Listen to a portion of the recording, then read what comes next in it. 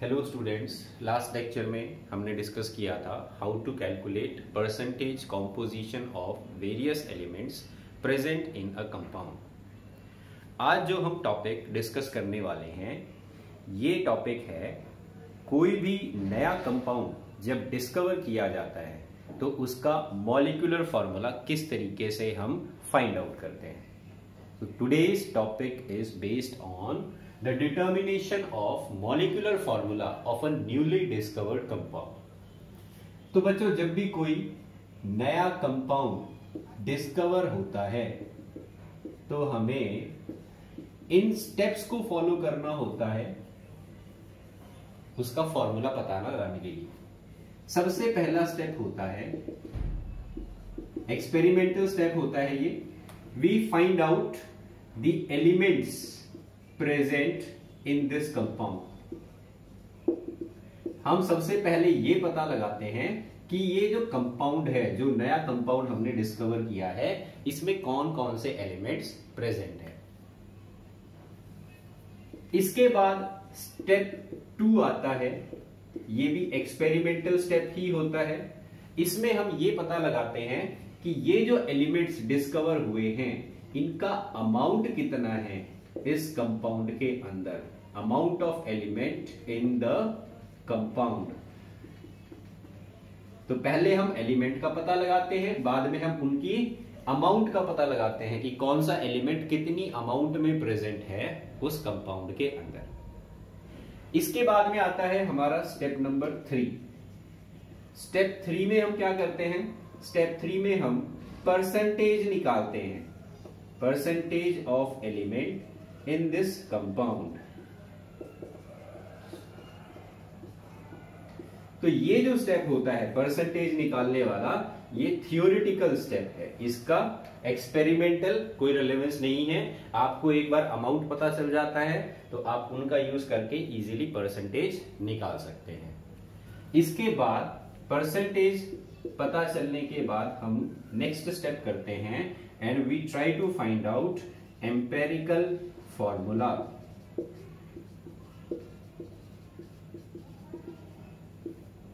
पहले हम empirical formula पता लगाते हैं।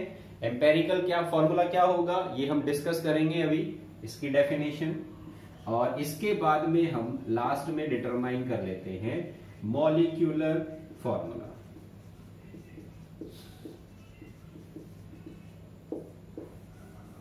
तो ये स्टेप्स कैरी किए जाते हैं जब भी कोई नया कंपाउंड डिस्कवर होता है उसका मॉलिक्यूलर फॉर्मूला डिटरमाइन करने के लिए। मैं आपको एक एग्जांपल लेके इन स्टेप्स को समझा देता हूं। मान लो हमारा जो नया कंपाउंड डिस्कवर हुआ, दिस इज ग्लूकोज। ग्लूकोज जो था वो एक नया कंपाउंड था जो हमने डिस्कवर किया। अब हमें इसका मॉलिक्यूलर फॉर्मूला जो है वो निकालना है। तो सबसे पहले तो हमें ये पता लगाना पड़ेगा फर्स्ट स्टेप में कि ये किस किस एलिमेंट से बना हुआ है।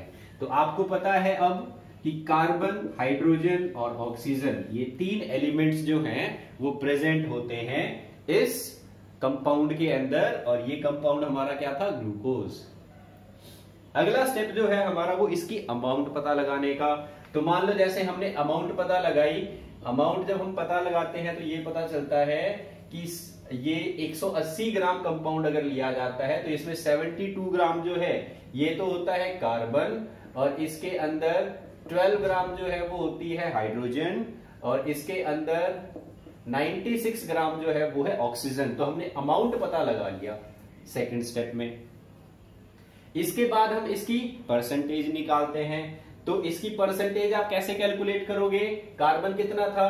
72 ग्राम। टोटल मास कितना है? 180 ग्राम। तो इंटू 100 कर दो, परसेंटेज आ गई। ऐसे ही हाइड्रोजन कितना है? 12। टोटल मास 180 इंटू 100 कर दो, हाइड्रोजन की परसेंटेज आ गई। ऑक्सीजन की निकालनी है तो 96 डिवाइडेड बाय 180 इंटू 100 कर दो, तो ऑक्सीजन की परसेंटेज आ गई। तो ये हो गया हमारा स्टेप नंबर 3। इसके बाद में हम क्या करते हैं, ये दोनों कैसे कैलकुलेट किए जाते हैं ये अभी हम जो टॉपिक पढ़ेंगे उसके अंदर हम डिस्कस करेंगे। पहले तो आपको ये समझना है एम्पेरिकल फॉर्मूला क्या होता है, और फिर मॉलिक्यूलर फॉर्मूला जो है वो कैसे निकाला जाता है एम्पेरिकल फॉर्मूला से। तो ये आप 5 स्टेप्स कैरी करते हो किसी भी न्यूली डिस्कवर्ड कंपाउंड का मॉलिक्यूलर फॉर्मूला निकालने के लिए। तो अब हम स्टार्ट करते हैं हमारा टॉपिक। आई होप आपको ये बैकग्राउंड समझ में आ गया होगा। हम जो अभी टॉपिक पढ़ रहे हैं ये इसलिए हमारे लिए इंपॉर्टेंट है क्योंकि कल को मान लो कोई भी नया कंपाउंड डिस्कवर होता है तो आपको ये पता रहेगा कि हमने इसका मॉलिक्यूलर फॉर्मूला जो है वो किस तरीके से फाइंड आउट करना है। तो हमारा टॉपिक है determination of empirical and molecular formula. Determination of empirical and molecular formula, ये है हमारा टॉपिक। सबसे पहले तो हम डेफिनेशन ही देख लेते हैं। What is empirical formula and what is molecular formula. सबसे पहले डेफिनेशन आती है एम्पेरिकल फॉर्मूला की।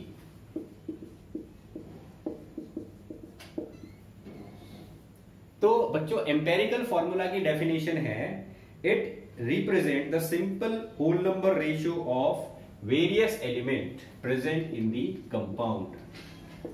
It represent the simple whole number ratio of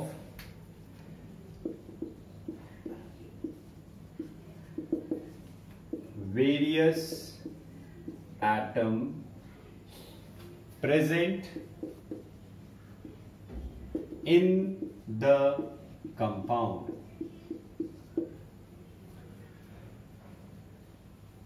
इसका एग्जाम्पल मैं यहां पर लिख देता हूं।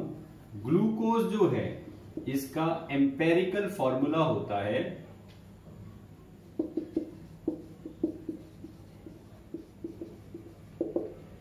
C1H2O1।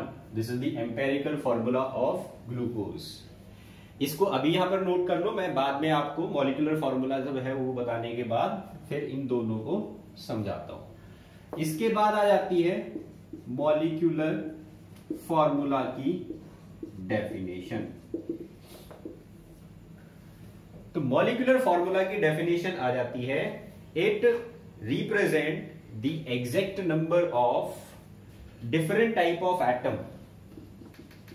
It represent the exact number of different type of atom present in one molecule of a compound, in one molecule of the compound। ये definition है molecular formula की। एग्जाम्पल हम ले लेते हैं ग्लूकोज का ही। ग्लूकोज का मॉलिक्यूलर फॉर्मूला जो होता है that is C6H12O6। This is the molecular formula of glucose. अब देखो बच्चों molecular formula according to the definition, definition क्या लिखी है आपने, वो रिप्रेजेंटेशन जो आपको एग्जैक्ट नंबर ऑफ एटम्स बताती है। एक मॉलिक्यूल में एग्जैक्टली कितने एटम्स हैं, that is called molecular formula. और इस फॉर्मूले में आप देखो C6H12O6, अगर मैं इन सभी नंबर्स को 6 से डिवाइड कर दूं तो ये कन्वर्ट हो जाते हैं इस फॉर्मूला में। This is empirical formula. तो एग्जैक्ट नंबर को अगर मैं सिंपल रेशियो में एक्सप्रेस करता हूं तो वो कहलाता है एम्पेरिकल फॉर्मूला। तो ये हो गया मॉलिक्यूलर फॉर्मूला और एम्पेरिकल फॉर्मूला का relation. Molecular formula exact number of atoms बताता है, जबकि एम्पेरिकल फॉर्मूला जो है वो आपको एक सिंपल रेशियो बताता है मॉलिक्यूलर फॉर्मूला की। और कुछ एग्जांपल देख लेते हैं जिसमें मॉलिक्यूलर फॉर्मूला और एम्पेरिकल फॉर्मूला जो है वो डिफरेंट देखने को मिलता है। एग्जांपल आ जाता है हाइड्रोजन परऑक्साइड का। हाइड्रोजन परऑक्साइड जो होता है, हाइड्रोजन परऑक्साइड इसका फॉर्मूला होता है H2O2। This is the molecular formula. तो ये एग्जैक्ट नंबर ऑफ एटम्स हैं जो ये फॉर्मूला हमें दिखा रहा है। इसका स्ट्रक्चर होता है इस तरीके से। लेकिन अगर मैं इस फॉर्मूले के अंदर इन दोनों एटम्स के नंबर को 2 से डिवाइड कर दूं तो ये कन्वर्ट हो जाएगा H1O1 में। तो ये आ गई सिंपल रेशियो, तो ये कहलाएगा empirical formula. So this is the empirical formula. ऐसे ही एक और केमिकल है, आप लोगों ने 10th क्लास में पढ़ा था, बेंजीन। बेंजीन का फॉर्मूला होता है C6H6। This is the molecular formula, क्योंकि ये हमें एग्जैक्ट नंबर ऑफ एटम्स जो है वो यहां पर बता रहा है। लेकिन अगर मैं इस फॉर्मूले के अंदर ये जो नंबर्स हैं इनकी सिंपल रेशियो निकालता हूं, तो सिंपल रेशियो निकालूंगा तो ये आ जाएगा C1H1। This is the empirical formula of benzene. तो जब भी आपको मॉलिक्यूलर फॉर्मूला से एम्पेरिकल फॉर्मूला बनाना हो, आप ये देखिए कि आपके मॉलिक्यूलर फॉर्मूला में सबसे छोटा नंबर कौन सा है। उस छोटे नंबर से सभी नंबर्स को डिवाइड कर दीजिए। यहां पर हमने देखा था सबसे छोटा नंबर क्या था, 6। तो हमने सभी नंबर्स को 6 से डिवाइड कर दिया, तो हमें C1H2O1 वो एम्पेरिकल फॉर्मूला मिल गया। यहां पर देखो दोनों नंबर क्या है, बराबर है, 2 है, तो छोटा नंबर भी 2 ही हो गया, बड़ा नंबर भी 2 ही हो गया। तो हम 2 से डिवाइड कर देते हैं, तो 2 से डिवाइड कर दिया तो रेशियो आ गई H1O1। ऐसे ही इस फॉर्मूले के अंदर सबसे छोटा नंबर हमारे पास 6 ही है, 6 से डिवाइड कर देते हैं, हमारे पास फॉर्मूला आ जाता है C1H1। तो ये हो गया एम्पेरिकल फॉर्मूला। तो इस तरीके से आप किसी भी कंपाउंड का मॉलिक्यूलर फॉर्मूला अगर आपको पता है तो सिंपल रेशियो में जब आप उसको रिप्रेजेंट करेंगे तो वो एम्पेरिकल फॉर्मूला बन जाता है। अब ये जो मैंने एग्जांपल्स लिए हैं ये कंपाउंड तो ऑलरेडी डिस्कवर्ड हैं। तो अब हम क्या करते हैं, मान लो कि हमने एक नया कंपाउंड डिस्कवर कर दिया और उस नए कंपाउंड के मॉलिक्यूलर फॉर्मूला को हमें डिटरमाइन करना है। तो प्रॉब्लम जो आपको दी जाती है वो प्रॉब्लम दी जाती है आपको स्टेप नंबर 3 से। आपको प्रॉब्लम्स जो दी जाएंगी, you have to determine molecular और empirical formula when percentage composition is given to you. हमारे सिलेबस में जो प्रॉब्लम्स है वो फर्स्ट स्टेप से नहीं है, बल्कि हमें थर्ड स्टेप से जो है वो मॉलिक्यूलर फॉर्मूला डिटरमाइन करने के लिए बोला जाता है। तो थर्ड स्टेप में हम क्या कैलकुलेट कर लेते हैं, परसेंटेज कैलकुलेट कर लेते हैं हम थर्ड में। तो आपको यहां पर जो प्रॉब्लम्स दी जाएंगी इस टॉपिक के अंदर, उसमें आपको परसेंटेज ऑफ एलिमेंट दिया जाएगा। तो we have to calculate the empirical and molecular formula from percentage composition. यहां हम डिस्कस करने वाले हैं ये प्रॉब्लम्स। बच्चों इस प्रॉब्लम को सॉल्व करने के लिए आपको कुछ स्टेप्स जो हैं ये फॉलो करने पड़ेंगे। तो मैं आपको कैलकुलेशंस की प्रॉब्लम करवाने से पहले स्टेप्स लिखवा रहा हूं। ये स्टेप आप फॉलो करोगे इन न्यूमेरिकल्स को या इन प्रॉब्लम्स को सॉल्व करने के लिए। सबसे पहले हम सबसे फर्स्ट स्टेप जो कैरी करते हैं उसको यहां पर मेंशन करते हैं। फर्स्ट स्टेप आप लिख लीजिए, we have to convert the mass into grams.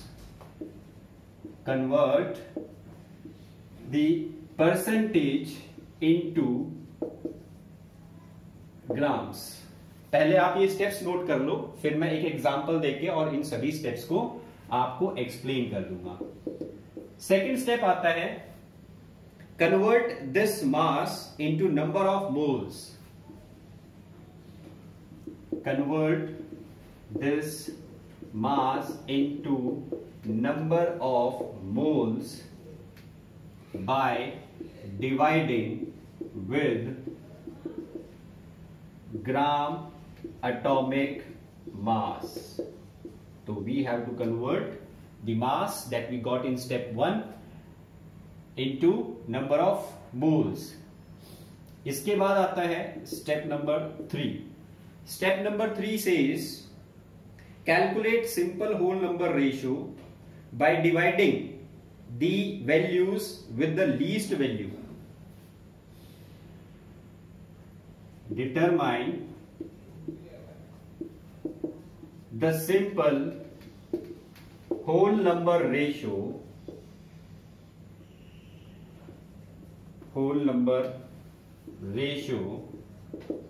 by dividing the values obtained with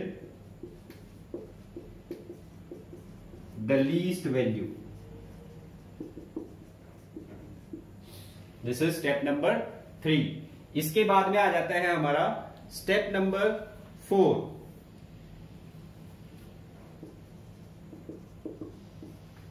step number 4 says ये जो वैल्यूज आपको मिली हैं, write the empirical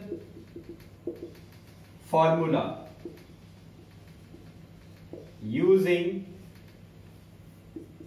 the simple whole number ratio obtained. ये हो गया स्टेप नंबर 4. इसके बाद में आप स्टेप नंबर 5 जो है वो कैरी करेंगे. Step number 5 says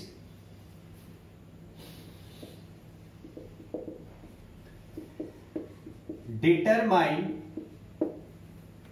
empirical formula mass and divide the molar mass with empirical formula mass to calculate n. ये n क्या होता है अभी आपको एक फॉर्मूला बताया जाएगा. और लास्ट स्टेप है हमारा multiply this value of n with the empirical formula. This is step number 6. Multiply the value of n with empirical formula to obtain molecular formula. तो ये 6 स्टेप्स हमें कैरी करने होते हैं जब भी हमें एम्पेरिकल फॉर्मूला या मॉलिक्यूलर फॉर्मूला निकालना पड़े और हमें गिवन क्या हो, परसेंटेज कंपोजिशन या अलग अलग एलिमेंट्स की परसेंटेज अगर हमें गिवन हो तो हम इन 6 स्टेप्स का यूज करेंगे. अब मैं आपको 2 फॉर्मूले बता रहा हूं. पहला फॉर्मूला तो है n के लिए, और दूसरा फॉर्मूला जो है वो रिलेशन है मॉलिक्यूलर फॉर्मूला और एम्पेरिकल फॉर्मूला में. तो ये आप नोट कर लेना. This is the relation between empirical formula and molecular formula. तो जैसा मैंने आपको एग्जाम्पल दिए थे उन एग्जाम्पल से ही आप इस चीज को भी रिलेट कर सकते हैं. Molecular formula it is equal to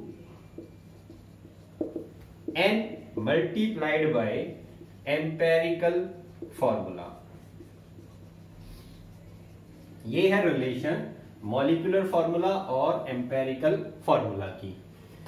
अब ये जो n है ये क्या है, ये n जो आएगा ये निकाला जाएगा ऐसे, मोलर मास या इसको हम ग्राम मॉलिक्यूलर मास भी बोलेंगे.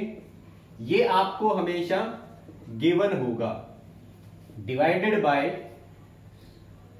ग्राम फॉर्मूला मास, या फिर इसको हम लिख सकते हैं एम्पेरिकल फॉर्मूला मास. तो ये 2 फॉर्मूले आपको याद रखने हैं. ये दोनों फॉर्मूले मॉलिक्यूलर फॉर्मूला को डिराइव करने में हेल्प करते हैं हमारी एम्पेरिकल फॉर्मूला से. इन दोनों को मैं आपको एक एग्जांपल से रिलेट करके भी बता देता हूं। अभी जो हमने पीछे एग्जांपल्स डिस्कस किए थे, मैंने आपको फॉर्मूला बताया था कि ग्लूकोज का मॉलिक्यूलर फॉर्मूला क्या होता है, C6H12O6, और एम्पेरिकल फॉर्मूला क्या होता है, ये तो था मॉलिक्यूलर फॉर्मूला, एम्पेरिकल फॉर्मूला था C1H2O1। तो अगर मैं इस एम्पेरिकल फॉर्मूला को 6 से मल्टीप्लाई कर दूं तो ये कन्वर्ट हो जाएगा मॉलिक्यूलर फॉर्मूला में, तो 6 हो गया हमारा n, और ये है हमारा एम्पेरिकल फॉर्मूला। तो n into empirical formula is your molecular formula, जो ये रिलेशन बता रही है। और ये n कहां से हम कैलकुलेट करते हैं, ये n हम कैलकुलेट करते हैं मोलर मास जो हमें गिवन होता है डिवाइडेड बाय इसका मास, इस एम्पेरिकल फॉर्मूला का मास। तो इन दोनों को जब आप डिवाइड करते हो तो आपको n की वैल्यू मिल जाती है। तो अभी जब हम क्वेश्चन सॉल्व करेंगे तो उसमें हमें समझ में आ जाएगा किस तरीके से इन दोनों रिलेशंस को यूज करना है। ओके स्टूडेंट्स, तो these are the steps that we will be using to find out the molecular formula और the empirical formula of a given compound. अब देखिए एक problem says that you discovered a compound, आपने एक compound discover किया और इस compound के अंदर जो this compound has 4.07% hydrogen, 24.27% carbon and 71.65% chlorine. आपको पहले तो ये बताना है इसका एम्पेरिकल फॉर्मूला क्या होगा। First of all you have to determine what is the empirical formula. इसके बाद एक और स्टेटमेंट जोड़ दी गई, if molar mass of this compound is 99 gram per mole, then also find its molecular formula। तो ये प्रॉब्लम दी गई बच्चों आपको इस प्रॉब्लम में दो चीजें निकालनी है। सबसे पहले तो आपको इसको एम्पेरिकल फॉर्मूला निकालना है, और एम्पेरिकल फॉर्मूला निकालने के बाद आप इसका मॉलिक्यूलर फॉर्मूला भी बताओगे, और आपको गिवन है इसकी परसेंटेज जो इसमें एलिमेंट्स प्रेजेंट है वो, और इस कंपाउंड का मोलर मास। तो आइए अब हम देखते हैं कि हम इस प्रॉब्लम को किस तरीके से सॉल्व करते हैं। तो आपको यहां पर फर्स्ट, सेकंड और थर्ड स्टेप नहीं दिए गए हैं, डायरेक्ट आपको थर्ड स्टेप के बाद जो परसेंटेज आती है वो दी गई है इस प्रॉब्लम में। बच्चों ध्यान रखना, ठीक है। इसके बाद वाले स्टेप्स जो है वो आपसे कैलकुलेट करवा रहा है ये। तो हम अभी जो हमने स्टेप्स लिखे उन स्टेप्स का यूज करेंगे इस प्रॉब्लम को सॉल्व करने के लिए। तो इस प्रॉब्लम को सॉल्व करने के लिए सबसे पहला स्टेप क्या लिखा है आपने, we have to convert this percentage into grams. So step 1 says convert the given percentage into grams. Hydrogen की कितनी परसेंट दी गई थी हमें, 4.07%। तो हम क्या करेंगे, हम ये मान लेंगे कि लेट द कंपाउंड इज 100 ग्राम। हमने ये मान लिया कि जो कंपाउंड है, जो नया कंपाउंड है जिसमें ये परसेंटेज दे रखी है, ये 100 ग्राम था। तो परसेंटेज का मतलब ही होता है आउट ऑफ 100। तो 4.07% का मतलब है 4.07 आउट ऑफ 100। तो 100 हमने मान लिया 100 ग्राम, तो ये क्या हो गया 4.07 ग्राम। ये हाइड्रोजन का मास हो गया इस कंपाउंड के अंदर। ऐसे ही आपको कार्बन जो दे रखा है वो दे रखा है 24.27%। तो ऐसे ही ये भी क्या हो जाएगा 24.27 ग्राम। क्लोरीन आपको दे रखा है 71.65%। तो ये हो गया 71.65 ग्राम। ये हो गया हमारा स्टेप 1। इसके बाद आते हैं हम स्टेप नंबर 2 पे। स्टेप नंबर 2 क्या लिखा था हमने, we have to convert this mass into number of moles. तो number of moles of hydrogen, इस कंपाउंड के अंदर कितने हो जाएंगे 4.07 डिवाइडेड बाय 1.008, आंसर आता है 4.04। तो ये नंबर ऑफ मोल्स आ गए। ऐसे ही number of moles of carbon, तो ये आएगा 24.27 डिवाइडेड बाय 12, तो ये आ जाएगा 2.02। ऐसे ही number of moles of chlorine, तो ये आ जाएगा 71.65 डिवाइडेड बाय 35.5, तो ये आ गया 2.02। अब ये जो हमारे पास आई है values, these are number of moles. और आपको कोई भी फॉर्मूला अगर लिखा जाता है, जैसे कि ये फॉर्मूला लिख दिया मैंने वाटर का, तो इसमें ये नंबर ऑफ मोल्स नहीं बल्कि ये रेशियो है। 2 एटम हाइड्रोजन के हैं, 1 एटम ऑक्सीजन का है, तो मुझे नंबर ऑफ मोल्स नहीं चाहिए बल्कि मुझे इनकी रेशियो चाहिए। तो हम जब भी कोई फॉर्मूला लिखते हैं, मॉलिक्यूलर फॉर्मूला, तो उसमें हम रेशियो लिखते हैं, रेस्पेक्टिव रेशियो।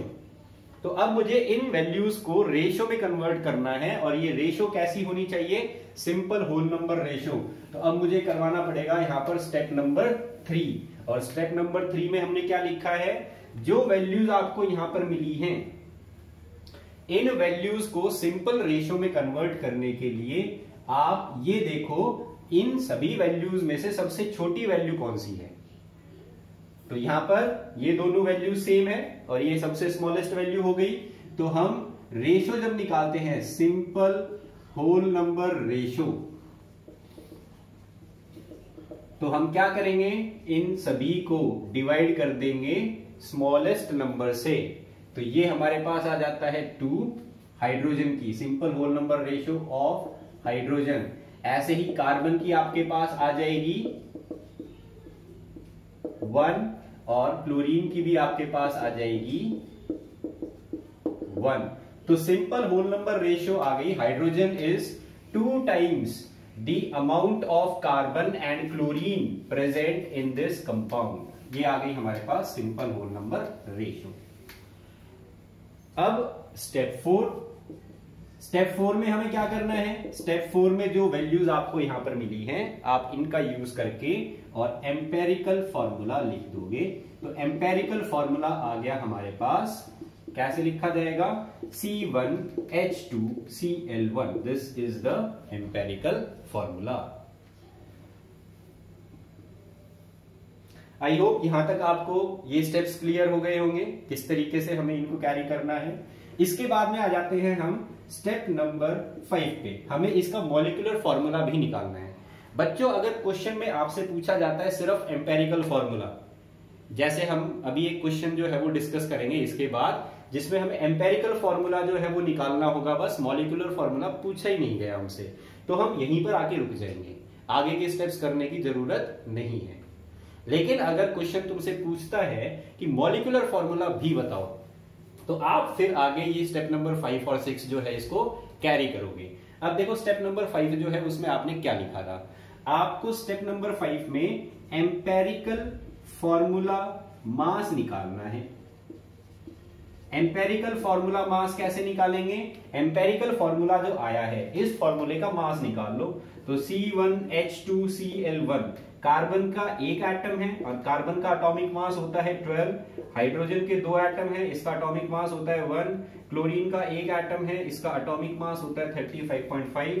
तो ये हो जाएगा 12 + 2 + 35.5, इट बिकम्स 49.5। तो इसके आगे मैंने ग्राम लगा दिया, तो ये बन गया मेरा ग्राम एम्पेरिकल फॉर्मूला मास। अब ये ग्राम एम्पेरिकल फॉर्मूला मास निकालने के बाद क्या करना है, मुझे n की वैल्यू निकालनी है। तो n की वैल्यू कैसे निकालते हैं, molar mass divided by empirical formula mass. Molar mass आपको गिवन है 99, एम्पेरिकल फॉर्मूला मास आपने निकाल लिया 49.5। तो यहां पर आपको n की वैल्यू मिल जाती है 2, ये आपको वैल्यू मिल गई n की वैल्यू मिलने के बाद आप लास्ट स्टेप जो है वो यहां पर लिख दो, molecular formula is equal to step number 6, molecular formula is equal to n multiplied by empirical formula. n कितना आया 2। एम्पेरिकल फॉर्मूला क्या था C1H2Cl1।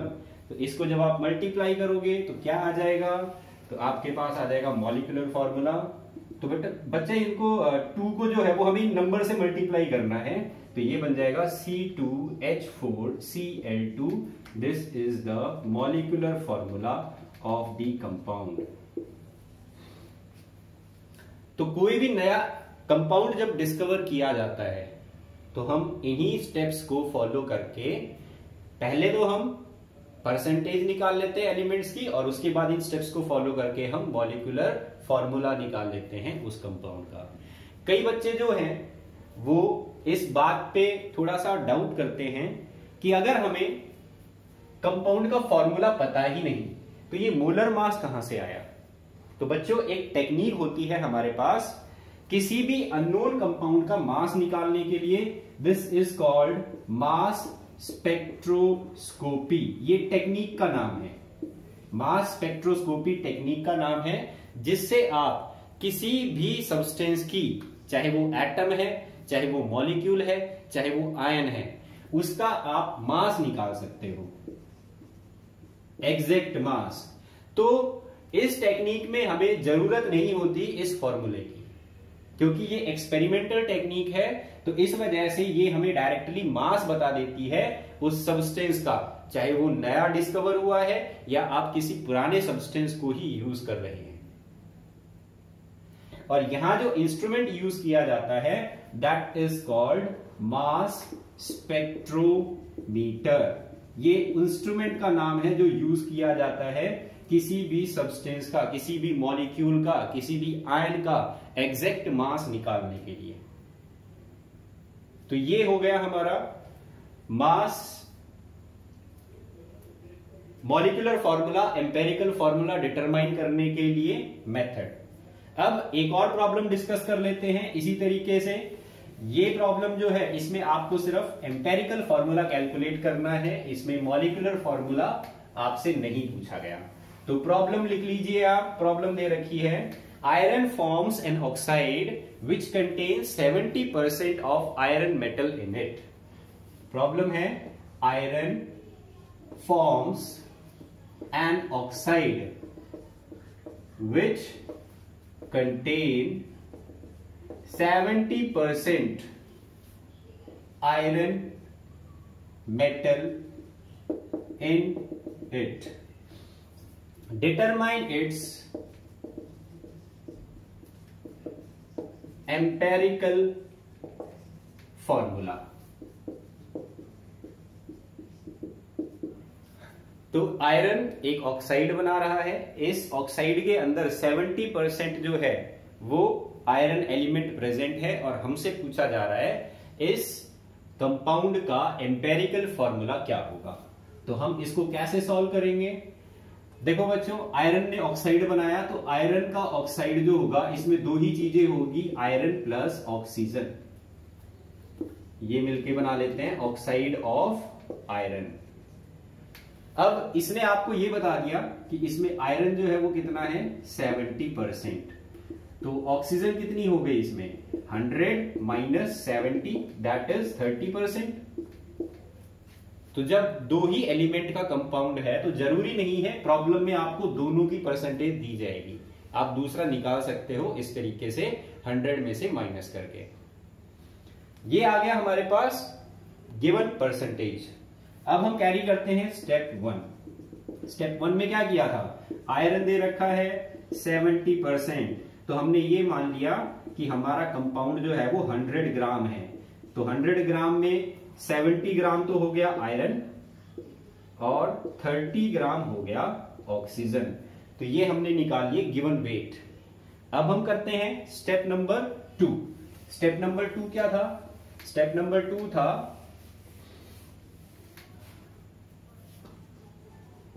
we have to find out number of moles of iron and oxygen। तो number of moles कैसे निकालते हैं, given weight divided by gram atomic mass. लिख लो यहां पर ग्राम एटॉमिक मास लिया है हमने, और आयरन का ग्राम एटॉमिक मास होता है 56। तो इसको जब हम डिवाइड करेंगे हमारे पास आएगा 1.25। ये आ गया number of moles of iron in this compound. ऐसे ही अब हम number of moles of oxygen निकालेंगे। ये आयरन का आया नंबर ऑफ मोल्स, तो ये आ जाएगा 30 divided by gram atomic mass, तो ये आया 30 डिवाइडेड बाय 16, वैल्यू आ जाती है आपके पास 1.87। तो ये दो आ गए नंबर ऑफ मोल्स। अब हमें क्या करना है, हमें तो एम्पेरिकल फॉर्मूला बनाना है, और एम्पेरिकल फॉर्मूला में हम नंबर ऑफ मोल्स नहीं बल्कि सिंपल होल नंबर रेशियो लेते हैं। तो अब हमें करना पड़ेगा स्टेप नंबर 3। स्टेप नंबर 3 में क्या करना होगा, ये जो दो वैल्यूज आई हैं इनमें से सबसे छोटी वैल्यू कौन सी है, ये वाली। तो हम स्टेप 3 में जो है वो simple ratio of iron 1.25 divided by 1.25, जो सबसे छोटा नंबर है उससे सभी वैल्यूज को डिवाइड कर दो। ऐसे ही सिंपल रेशियो ऑफ ऑक्सीजन जो है वो कितनी आ जाएगी, 1.87 डिवाइडेड बाय 1.25। अब देखो यहां पर नंबर आता है 1 और यहां पर आता है 1.5। 1.5 लिख सकते हो या इसको 3/2 भी लिख सकते हो। अब 3/2 जो है यहां पर आपके पास वैल्यू आनी चाहिए थी सिंपल होल नंबर, वैल्यू आनी चाहिए simple whole number. Simple whole number क्या होता है, होल नंबर होता है एक कंप्लीट नंबर, इस तरीके से फ्रैक्शन नहीं होना चाहिए। लेकिन हमारे पास ये वैल्यू क्या आ गई, फ्रैक्शन में आ गई। तो इस फ्रैक्शन को सिंपल होल नंबर में कन्वर्ट करने के लिए हम क्या करेंगे, हम इसको 2 से मल्टीप्लाई कर देंगे और इसको भी 2 से मल्टीप्लाई कर देंगे। जब सेम नंबर से मल्टीप्लाई करते हो तो रेशियो तो सेम ही रहेगी, तो ये 2 से 2 कैंसिल हो जाएगा और ये बन गए तुम्हारे दो नंबर 2 और 3। तो अब जो सिंपल रेशियो आ रही है यहां पर वो 2 और 3 आ रही है इस तरीके से। अब लिखते हो आप स्टेप नंबर 4। स्टेप नंबर 4 क्या है, जो सिंपल रेशियो आपको यहां से मिली है उसको यूज करके आप फॉर्मूला बना दो। तो एम्पेरिकल फॉर्मूला हो गया इस कंपाउंड का Fe2O3, तो ये हो गया आयरन का ऑक्साइड, और इस तरीके से आपको ये प्रॉब्लम सॉल्व करनी है।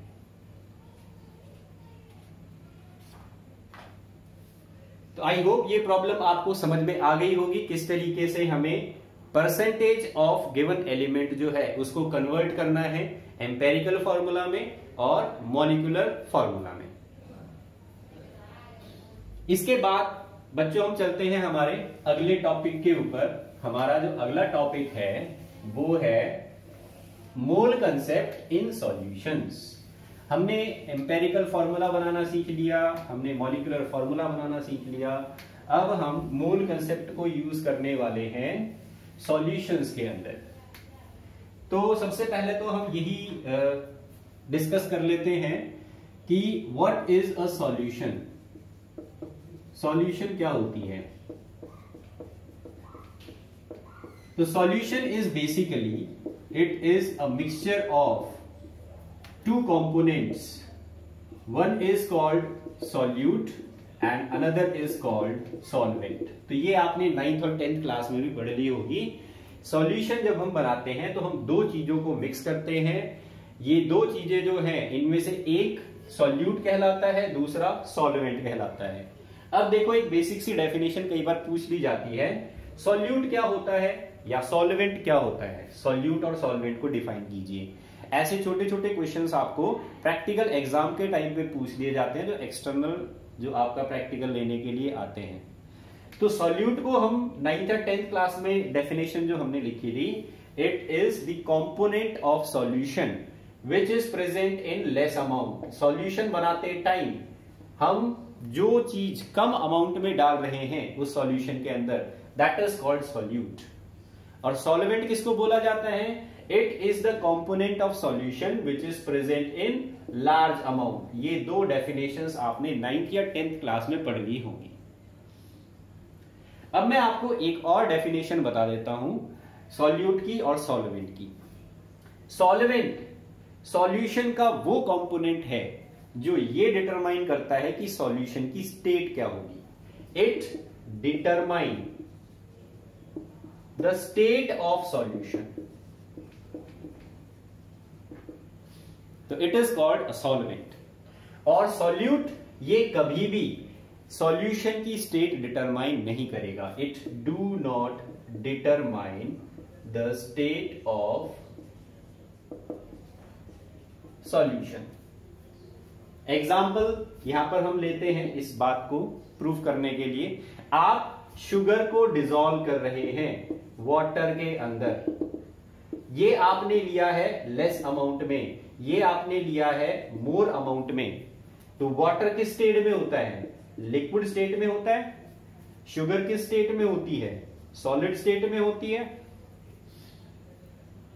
सॉलिड कम लिया था, लिक्विड हमने ज्यादा लिया था, तो जो सॉल्यूशन बनेगी इस सॉल्यूशन की स्टेट क्या होगी? लिक्विड. तो इसका मतलब क्या हुआ? जो ज्यादा अमाउंट में लिया गया, मतलब जो सॉल्वेंट है, it will determine the state of solution. Solution की स्टेट इस पे डिपेंड